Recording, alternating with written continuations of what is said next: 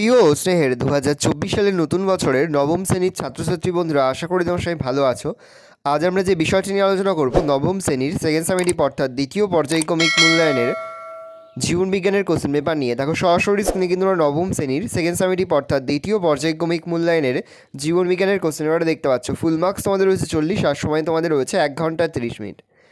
একে দাগে রয়েছে সঠিক উত্তর নির্বাচন করলে যে কোনো 5টি প্রতিপ্রশ্নে মানে 1 করে 1 × 5 = 5। প্রথম, সালোক সংশ্লেষ কার্যবর্ণালী হল বর্ণালীর নীল ও লাল অংশ, কমলা ও বেগুনি অংশ, লাল ও সবুজ অংশ, নীল ও সবুজ অংশ। তবে নীল ও লাল অংশ। পরের প্রশ্ন, সপুষ্পক পূর্ণ মৃতজীবী হল মনোট্রোপা, অ্যাগারিকাস, আম গাছ না লাইকেন? উত্তর হবে মনোট্রোপা। পরের প্রশ্ন, স্পাইরাকল দেখা যায় যে প্রাণীতে সেটি হলো ফড়িং, অ্যামিবা, সেপিয়া না যোগ? উত্তর হবে ফড়িং। পরের প্রশ্ন, পত্ররন্ধ্র খুলতে সাহায্য করে এমজি, সিএ, কে না এফই? উত্তর হবে কে। পরের প্রশ্ন, সুস্থ মানুষের স্বাভাবিক হৃদস্পন্দন কোনটি তা চিহ্নিত করো। মিনিটে 85 বার, মিনিটে 89 বার, মিনিটে 72 বার, মিনিটে 76 বার? উত্তর হবে মিনিটে 72 বার। পরের প্রশ্ন, যে উৎসেচক সন্ধান প্রক্রিয়া ঘটায় সেটি হলো জাইলেম, পেকটেজ, মনোসাইড, মল্টেজ? উত্তর হবে জাইলেম। পরে রক্তে আরবিসি এর পরিমাণ বেড়ে যাওয়াকে বলে লিউকোমিয়া, পলিসাইথেমিয়া, অ্যানিমিয়া, পারপিউরা? উত্তর হবে পলিসাইথেমিয়া। পরে হচ্ছে 2 দাগে একটি বাক্যে উত্তর দাও যে কোনো দুটি প্রতিপ্রশ্নে মানে 1 করে 1 × 2 = 2। প্রথম, প্রাণী কোষে সালোক সংশ্লেষ হয় না কেন? তো লিখবে প্রাণী কোষে ক্লোরোফিল না থাকায় সালোক সংশ্লেষ হয় না। পরের প্রশ্ন, কোন খনিজ মৌলটি ক্লোরোফিল সংগঠনে প্রয়োজন? উত্তর হবে ম্যাগনেসিয়াম। পরের প্রশ্ন, কোন কোষ দ্বারা পত্ররন্ধ্র বেষ্টিত থাকে? উত্তর হবে রক্ষী কোষ দ্বারা। পরের প্রশ্ন, তরুক্ষীর কোথায় পাওয়া যায়? উত্তর হবে বট, আকন্দ, রবার ইত্যাদি গাছে ক্ষীর নালীতে পাওয়া যায় তরুক্ষীর। পরে হচ্ছে শূন্যস্থান পূরণ করে যে কোনো দুটি প্রতিপ্রশ্নে মানে 1 করে 1 × 2 = 2। প্রথম, উদ্ভিদের খাদ্য পরিবহন করে ড্যাশ? উত্তর হবে ফ্লোয়েম। পরের প্রশ্ন, শ্বসন প্রক্রিয়ায় মোট ড্যাশ অণু এটিপি উৎপন্ন হয়? উত্তর লিখবে 38। পরের প্রশ্ন, লসিকা এক প্রকারের ড্যাশ? উত্তর হবে তরল যোগ করা। পরের প্রশ্ন, বৃক্কীয় নালিকায় ইউ আকৃতির অংশটিকে বলা হয় ড্যাশ? উত্তর লিখবে হেনরির লুপ। 4 দাগে রয়েছে সঠিক বাক্যের পাশে টিক আর ভুল বাক্যের পাশে ক্রস চিহ্ন দাও। যে কোনো দুটি প্রতিপ্রশ্নে মানে 1 করে 1 × 2 = 2। সিগন্যালের মাধ্যমে রসের উৎসর্জন ঘটে? উত্তর হবে ভুল, তাহলে আমরা ক্রস চিহ্ন দেব। পরের প্রশ্ন, ব্যাপন হার পদার্থের আণবিক গুরুত্বের বর্গমূলের সমানুপাতিক? উত্তর হবে ভুল, তাহলে আমরা ক্রস চিহ্ন দেব। পরের প্রশ্ন, পতঙ্গের শ্বাসরঞ্জকবিহীন বর্ণহীন রক্তকে হিমোলিম্ফ বলে? উত্তর হবে ঠিক, তাহলে আমরা টিক চিহ্ন দেব। পরের প্রশ্ন, সালোক সংশ্লেষে সক্ষম ব্যাকটেরিয়ার নাম ইউগ্লিনা? উত্তর হবে ভুল, তাহলে আমরা ক্রস চিহ্ন দেব। 5 দাগে রয়েছে এ স্তম্ভের সঙ্গে বি স্তম্ভের সম্পর্ক স্থাপন করে লেখো। প্রশ্নের মান 1 করে 1 × 4 = 4। এই স্তম্ভে রয়েছে নাইট্রোজেনবিহীন রেচন পদার্থ লাইকেন, ম্যালেরিয়া, পাকস্থলী। বি স্তম্ভে রয়েছে মিথজীবী হাইড্রোক্লোরিক অ্যাসিড, গদ, কুইনাইন, ট্রাকিয়া। নাইট্রোজেনবিহীন রেচন পদার্থ হবে গদ, লাইকেন হবে মিথজীবী, ম্যালেরিয়া হবে কুইনাইন, পাকস্থলী হবে হাইড্রোক্লোরিক অ্যাসিড। 6 দাগে রয়েছে সংক্ষিপ্ত উত্তর দাও যে কোনো 5টি প্রতিপ্রশ্নে মান 2 করে 2 × 5 = 10। প্রথম, হেনরির লুপ কোথায় অবস্থিত এর কাজ উল্লেখ করো। অবস্থান, হেনরির লুপ মেরুদণ্ডী প্রাণীর বৃক্কের মেডালা অঞ্চলে অবস্থিত। এটি নেফ্রনের বৃক্কীয় নালিকার ইউ আকৃতি বিশিষ্ট অংশ। পয়েন্ট করবে কাজ, এই অংশে নেফ্রনের পরিশ্রুত তরলের প্রয়োজনীয় উপাদানের পূর্ণ শোষণ ঘটে। হচ্ছে সিস্টোলিথ বলতে কী বোঝো? তাহলে সিস্টোলিথ হলো ক্যালসিয়াম কার্বনেট দ্বারা গঠিত এক প্রকার উদ্ভিদ রেচন পদার্থ। রবার্ট, বট প্রভৃতি গাছের পাতার ত্বকে লিথোসিস কোষের ছাদ থেকে আঙুরের থোকার মতো ঝুলন্ত অবস্থায় সিস্টোলিথ অবস্থান করে। পত্রমোচনের আগে পর্যন্ত এরা উদ্ভিদের পাতায় থাকে বলে উদ্ভিদটি বিভিন্ন খাদক প্রাণীর হাত থেকে রক্ষা পায়। পরে হচ্ছে অলিন্দ ও নিলয়ের মধ্যে দুটি পার্থক্য উল্লেখ করো। অলিন্দ ও নিলয়ের মধ্যে দুটি পার্থক্য হলো, এক, অলিন্দ হৃৎপিণ্ডের গাহক প্রকোষ্ঠ কিন্তু নিলয় হৃৎপিণ্ডের প্রেরক প্রকোষ্ঠ। অলিন্দের প্রাচীর পাতলা কিন্তু নিলয়ের প্রাচীর পুরু। পরে যে ফাইব্রিনোজেন কি, তার সাথে রক্তচঞ্চলের গুরুত্ব উল্লেখ করো। ফাইব্রিনোজেন এটি হলো রক্তরসের একটি গ্লোবিউলিন জাতীয় প্রোটিন এবং রক্তচঞ্চলের অন্যতম প্রধান উপাদান। গুরুত্ব, রক্তচঞ্চলের সময়ে ফাইব্রিনোজেন ক্যালসিয়াম আয়নের উপস্থিতিতে থ্রাম্বিনের ক্রিয়াশীলতায় ফাইব্রিন তন্তুতে পরিণত হয়। এই ফাইব্রিন তন্তুর সমন্বয়ে গঠিত তন্তুজালে লোহিত রক্তকণিকা ও শ্বেত রক্তকণিকাগুলি আবদ্ধ হওয়ার ফলে রক্ততঞ্চন সম্পন্ন হয়। পরে হচ্ছে হিমোগ্লোবিনের কাজ কী? রক্তে হিমোগ্লোবিনের কাজগুলি হলো: 1. অক্সিজেনের সঙ্গে যুক্ত হয়ে অক্সিহিমোগ্লোবিন ও কার্বন ডাই অক্সাইডের সঙ্গে যুক্ত হয়ে কার্বো অ্যামিনো হিমোগ্লোবিন গঠন করে, যথাক্রমে অক্সিজেন ও কার্বন ডাই অক্সাইড পরিবহনে সাহায্য করা। 2. বাফার হিসাবে রক্তের অম্লত্ব ও ক্ষারত্বের ভারসাম্য রক্ষায় অংশ নেওয়া। 3. পিত্ত, মলমূত্র ইত্যাদির বর্ণ গঠনে অংশগ্রহণ করা। রক্ত কি এর প্রধান উপাদানগুলি কী কী? রক্ত ভ্রূণের মেসোডার্ম থেকে উৎপন্ন এক প্রকার অস্বচ্ছ লবণাক্ত সামান্য ক্ষারধর্মী তরল যোগ কলা। প্রধান উপাদান: এটি রক্তরস ও 3 প্রকার রক্তকণিকা, যেমন লোহিত রক্তকণিকা, শ্বেত রক্তকণিকা অণুচক্রিকা নিয়ে গঠিত। পরে হচ্ছে পুরুষ অপেক্ষা মহিলাদের BMR কম হয় কেন? 1. মহিলাদের দেহভর সমবয়সী পুরুষদের তুলনায় কম থাকে বলে তাদের BMR কম হয়। 2. মহিলাদের দেহে মেদকলার মাত্রা সমবয়সী পুরুষের তুলনায় বেশি হয়। এই কোষের বিপাক পেশি কোষের বিপাক হারের তুলনায় কম হয়। এই কারণে পুরুষ অপেক্ষা মহিলাদের BMR কম হয়। পরে হচ্ছে মিথজীবীয় পুষ্টি কাকে বলে? একটি উদাহরণ দাও। মিথজীবীয় পুষ্টি বা মিথজীবিতা যে পুষ্টি পদ্ধতিতে দুটি ভিন্ন জীব পরস্পরের সহচর্যে বাস করে এবং একে অপরের ওপর পুষ্টি, প্রতিরক্ষা, বাসস্থান ইত্যাদির জন্য নির্ভরশীল হয়ে বেঁচে থাকে তাকে মিথজীবীয় পুষ্টি বা মিথজীবিতা বলে। এইভাবে পুষ্টি সম্পন্নকারী জীবদের মিথজীবী বলে। উদাহরণ: ছত্রাক ও শৈবালের সমন্বয়ে গঠিত লাইকেনের পুষ্টি, মটর গাছ ও রাইজোবিয়ামের মিথজীবিতা।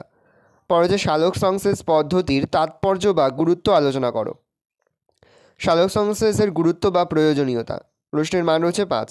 1. শক্তির উৎস সালোকসংশ্লেষ। সালোকসংশ্লেষ পদ্ধতিতে সৌরশক্তি স্থিতিশক্তি রূপে গ্লুকোজে সজ্জিত হয়।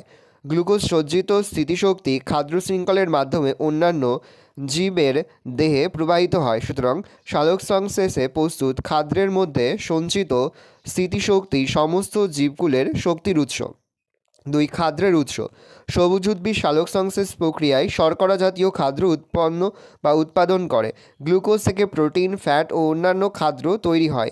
তাই শাকাহারী প্রাণীরা খাদ্যের জন্য প্রত্যক্ষভাবে আর মাংসাশী প্রাণীরা খাদ্যের জন্য পরোক্ষভাবে উদ্ভিদের উপর নির্ভরশীল। 3. বায়ুমণ্ডলে O2 এবং CO2 এর পরিমাণের ভারসাম্য রক্ষা। জীবকুল শ্বসন প্রক্রিয়ার সময়ে O2 গ্রহণ করে এবং CO2 পরিত্যাগ করে। শুধুমাত্র শ্বসন প্রক্রিয়া চলতে থাকলে বাতাসে O2 এর পরিমাণ কমে যেত এবং CO2 এর পরিমাণ বেড়ে গিয়ে পরিবেশ দূষিত হতো। কিন্তু সবুজ উদ্ভিদের সালোকসংশ্লেষ প্রক্রিয়ার জন্য বায়ুর CO2 গৃহীত হয় এবং পরিবেশে O2 মুক্ত হয়, ফলে বায়ুতে O2 এবং CO2 এর ভারসাম্য বজায় থাকে। জ্বালানির উৎস। প্রাকৃতিক বিপর্যয়ের ফলে উদ্ভিদ মাটির নিচে চাপা পড়ার বহু বছর পরে কয়লা ও খনিজ তেল রূপান্তরিত হয়। কয়লা ও খনিজ তেলের সঞ্চিত শক্তি হল প্রকৃতপক্ষে অতীতকালের সালোকসংশ্লেষের মাধ্যমে আবদ্ধ সৌরশক্তি, অর্থাৎ সমস্ত জ্বালানির উৎস হল উদ্ভিদের সালোকসংশ্লেষ। 5 দিয়ে পয়েন্ট করবে মানব সভ্যতার অগ্রগতিতে ভূমিকা। উদ্ভিদ থেকে আমরা খাদ্য, কাঠ, কয়লা, বস্ত্র, রবার, কাগজ, বিভিন্ন প্রকার রং, আঠা, ভেষজ ওষুধ ইত্যাদি প্রয়োজনীয় সামগ্রী পেয়ে থাকি। সুতরাং মানব কল্যাণে এবং মানব সভ্যতার বিকাশে সালোকসংশ্লেষের অবদান অপরিসীম। অথবাদি রয়েছে বাষ্পমোচনের গুরুত্ব বা প্রয়োজনীয়তা লেখো এবং তার সঙ্গে রয়েছে তার ক্ষতিকারক দিকগুলি উল্লেখ করো। বাষ্পমোচনের গুরুত্ব বা প্রয়োজনীয়তা। 1.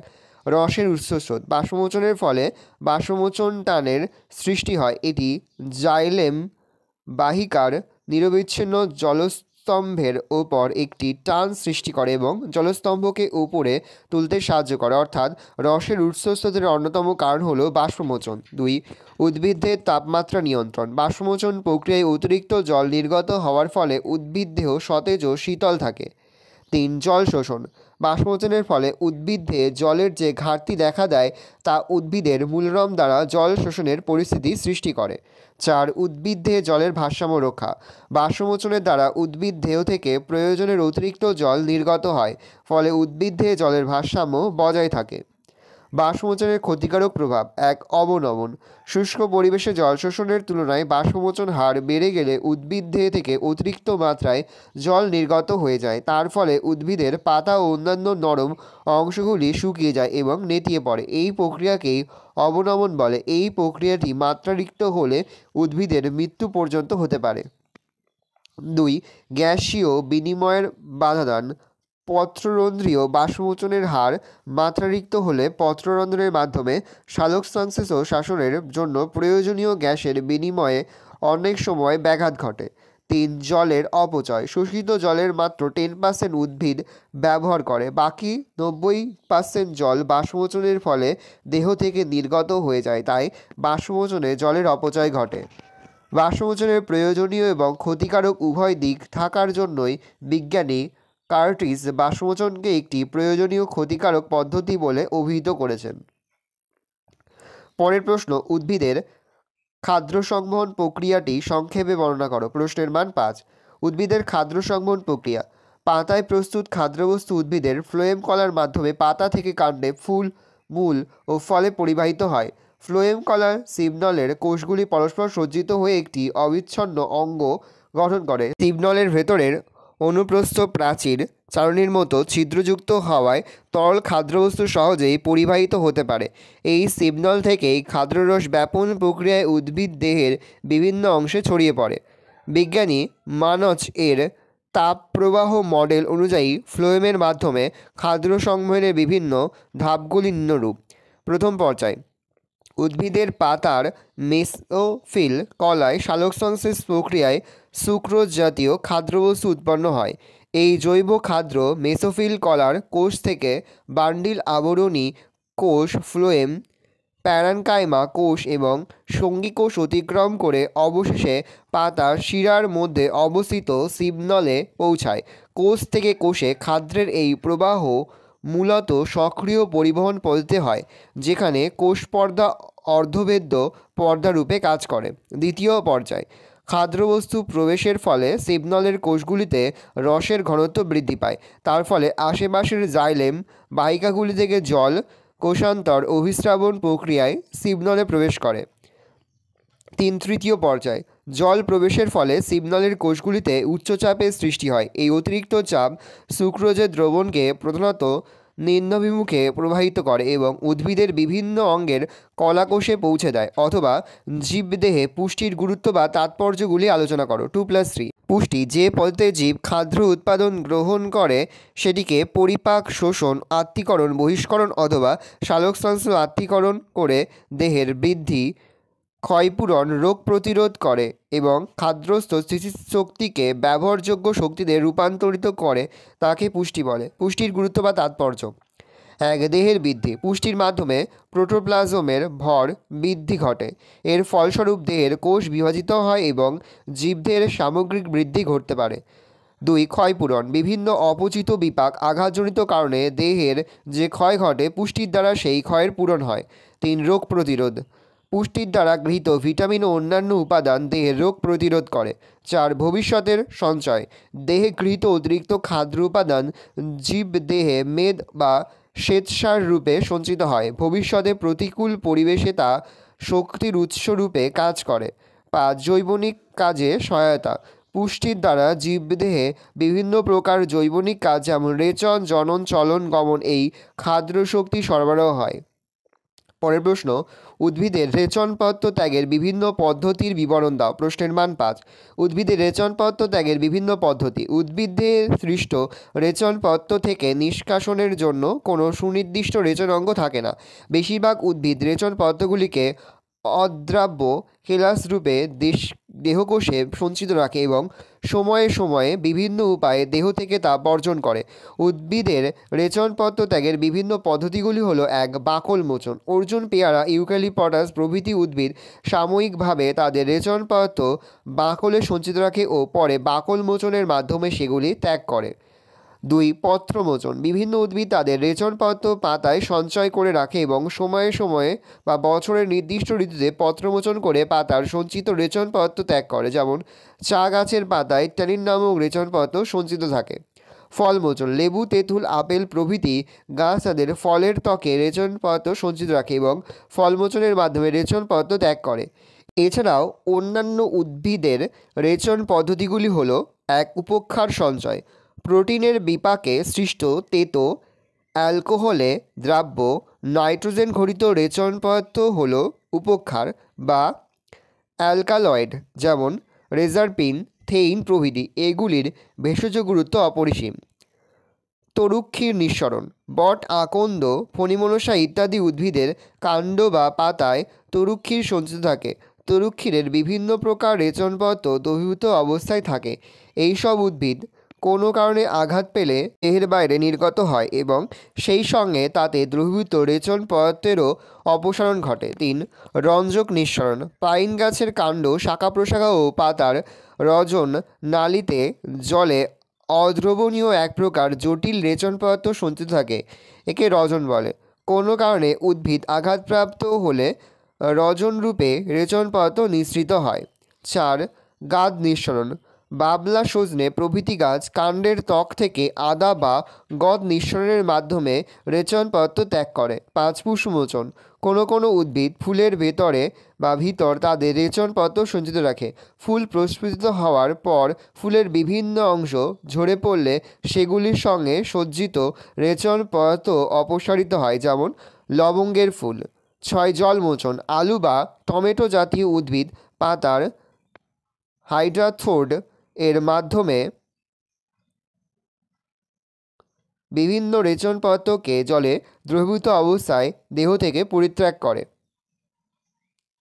অথবা মানব হৃৎপিণ্ডের লম্বচ্ছেদের চিত্র অঙ্কন করে হৃৎপিণ্ডের মধ্যে রক্ত সংবহন ব্যাখ্যা করো। প্রশ্নের মান 5। করবে মানুষের হৃৎপিণ্ড। মানুষের হৃৎপিণ্ডের গঠন নিচে বর্ণনা করা হলো। 1. হৃৎপিণ্ডের আবরণী, মানুষের বক্ষগহ্বরে হৃৎপিণ্ড একটি সূক্ষ্ম আবরণী দিয়ে আবৃত থাকে, একে পেরিকার্ডিয়াম বলে। হৃৎপ্রাচীর, হৃৎপিণ্ডের প্রাচীর 3টি স্তরে বিভেদিত: এপিকার্ডিয়াম, মায়োকার্ডিয়াম এবং এন্ডোকার্ডিয়াম, অর্থাৎ বহিঃস্তর বা বহিস্থ স্তর, মধ্যবর্তী স্তর আর অন্তঃস্তর। চিত্রটা দেখে নাও হৃৎপিণ্ডের। এখানে বেশ কয়েকটি অংশ দেখানো হয়েছে, তোমরা যে কোনো 5 থেকে 6টি অংশ দেখালে কিন্তু হয়ে যাবে।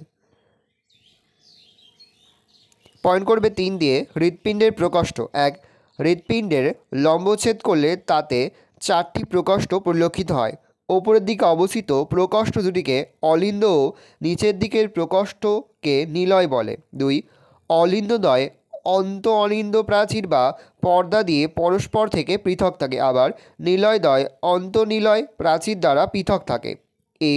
ডান অলিন্দের নিচে ডান নিলয় ও বাম অলিন্দের নিচে বাম নিলয় থাকে, যাদের কালামণিক কারণী বলে। পয়েন্ট করবে কপাটিকা। বাম অলিন্দ ও বাম নিলয়ের মাঝে বাইকাসপিড বা দ্বিপত্র বা মিট্রাল বা মাইট্রাল কপাটিকা থাকে এবং ডান অলিন্দ ও ডান নিলয়ের মাঝে ট্রাইকাসপিড বা ত্রিপত্রক কপাটিকা থাকে। 2.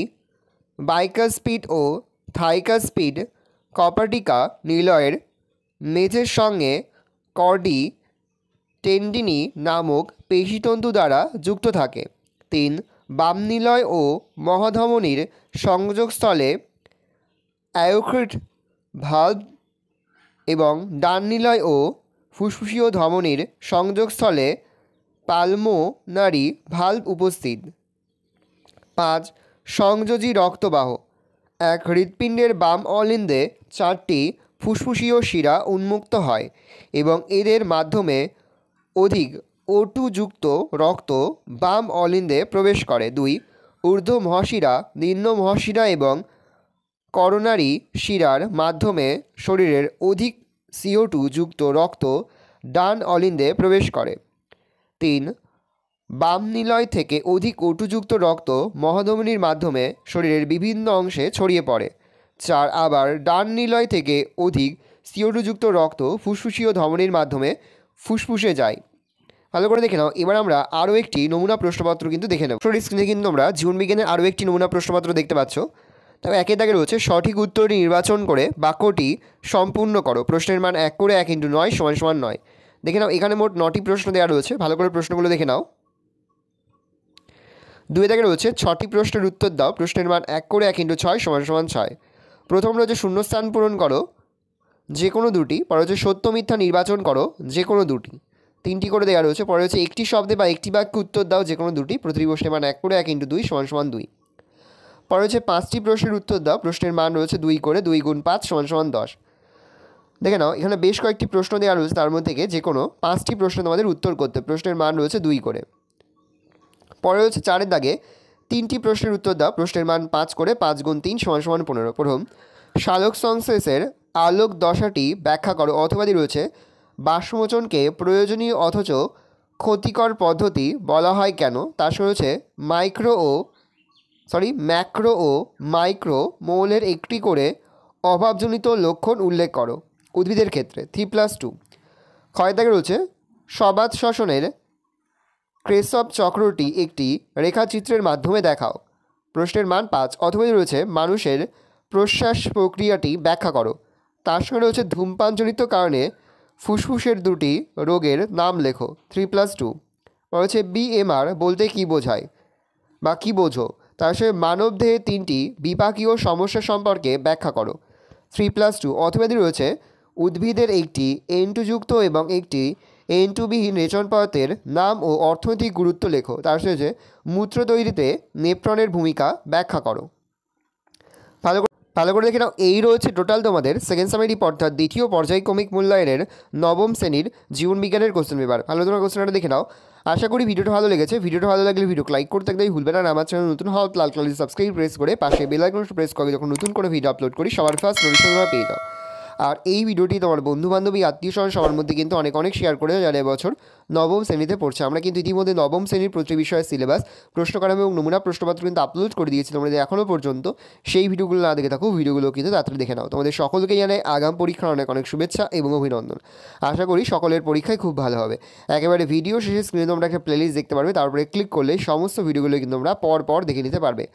আজ আমরা যে প্রশ্ন উত্তরগুলি নিয়ে আলোচনা করলাম, প্রতিটি প্রশ্ন উত্তরই কিন্তু এই বছরের পরীক্ষার জন্য খুবই গুরুত্বপূর্ণ। সেই প্রতিটি প্রশ্ন উত্তরই খুব ভালো করে তোমরা কিন্তু মুখস্থ করে ফেলবে। ভালো করে তোমরা কোশ্চেন পেপারটা দেখে নাও।